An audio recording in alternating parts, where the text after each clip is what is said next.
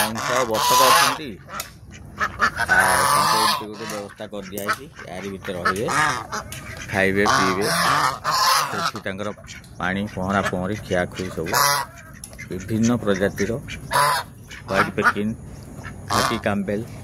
Indian runner Bhuvaneshwari ये होती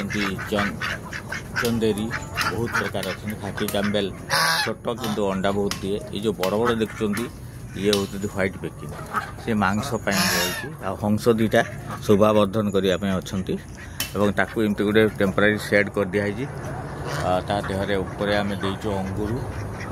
अंगूर गछ माड़ी ता तले